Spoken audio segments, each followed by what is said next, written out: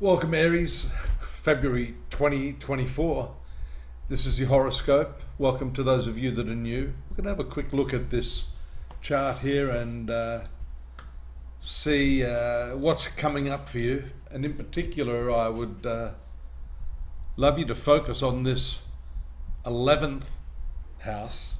11th house is friends, acquaintances, all sorts of networking, and it is also the zone in which you look to find out about fulfillment of your desires, your main desires in life.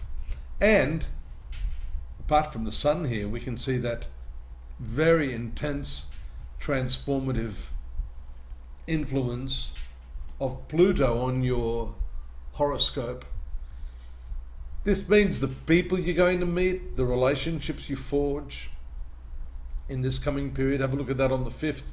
Mercury comes in to lend its hand. You're going to see a lot of activity in that 11th house throughout the month of February.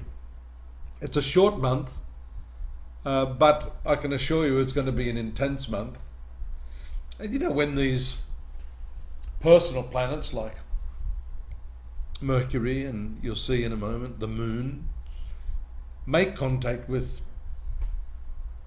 Pluto, then all sorts of intense emotions and I guess stuff that needs to be eliminated comes up, especially as you can see here, that new moon on the 10th, again in that 11th house. The planets are crowding this area, so, you know, it demands attention. Now, you could have a very, very busy schedule over the coming month or so. But it also has to do with the type of people that you meet and the impact that those people have on your personal experience. Now, that can be a little shaky.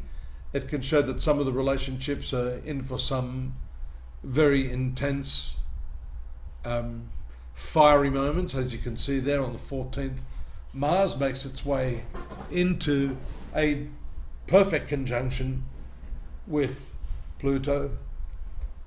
Sometimes that indicates violence, but you know, Mercury's there, so that can show some very, very differing opinions with the people that you are drawn to during this period. So you have that new moon there in the 11th house, and you need to keep a watchful eye here. You're just watching the moon. If I miss out on something here, you'll see the blue lines are the favorable aspects. You see here around the 17th, nice aspect to Pluto and Venus here. Then it moves out of orb. So here we see communication, 3rd house, moon transiting that area in that nice aspect to Venus and Pluto. Means that you can, you can sidestep some of those confrontations if you wish. More lovely trine aspects there from the moon to the sun before it makes its full moon phase in Virgo. Forgot to mention there, Venus also moving into the 11th house, sorry. So you see that it's unrelenting this month. You have so much going on socially. On the 21st, 22nd, you see the transit of the sun into the 12th house.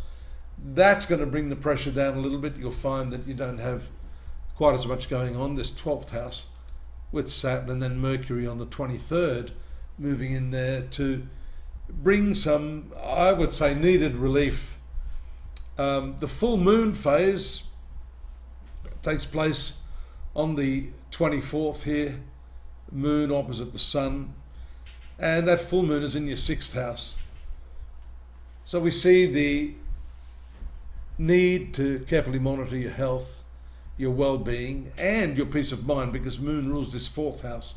And moving through the 6th house, that can show not only physical debilitation, but some mental and emotional distress. So you need to be a little bit careful how you handle your feelings throughout this month, and ensure that you don't let the social circumstances get on top of you. By the end of the month, you can see the cluster of planets, greater weight here in the 12th house than this 11th house. This shows a withdrawal, cocoon stage, time to go into yourself, digest everything that's been happening up here. You notice also Venus ruling your marital sector, major relationships, also transiting the 11th house in conjunction with Mars.